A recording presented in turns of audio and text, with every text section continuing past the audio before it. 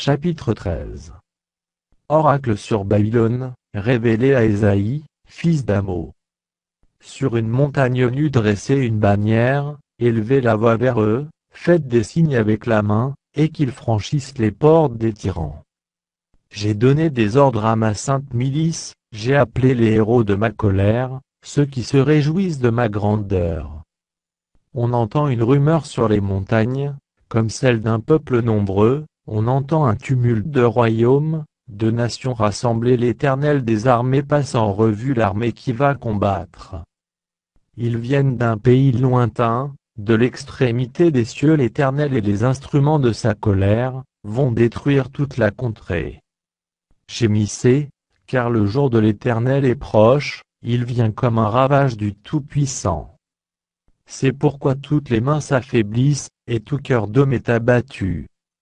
Ils sont frappés d'épouvante, les spasmes et les douleurs les saisissent, ils se tortent comme une femme en travail.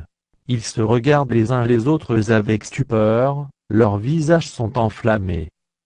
Voici, le jour de l'Éternel arrive, jour cruel, jour de colère et d'ardente fureur, qui réduira la terre en solitude, et en exterminera les pécheurs. Car les étoiles des cieux et leurs astres ne feront plus briller leur lumière, le soleil s'obscurcira dès son lever, et la lune ne fera plus luire sa clarté.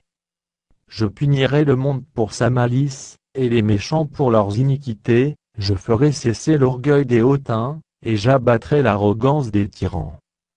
Je rendrai les hommes plus rares que leur faim, je les rendrai plus rares que leur d'ophir. C'est pourquoi j'ébranlerai les cieux, et la terre sera secouée sur sa base, par la colère de l'Éternel des armées, au jour de son ardente fureur. Alors, comme une gazelle effarouchée, comme un troupeau sans berger, chacun se tournera vers son peuple, chacun fuira vers son pays. Tous ceux qu'on trouvera seront percés, et tous ceux qu'on saisira tomberont par l'épée. Leurs enfants seront écrasés sous leurs yeux, leurs maisons seront pillées, et leurs femmes violées. Voici, j'excite contre eux les Mèdes, qui ne font point cas de l'argent, et qui ne convoitent point l'or. De leurs arcs ils abattront les jeunes gens, et ils seront sans pitié pour le fruit des entrailles, leur œil n'épargnera point les enfants. Et Babylone, l'ornement des royaumes, la fière parure des Chaldéens, sera comme Sodome et Gomorrhe, que Dieu détruisit.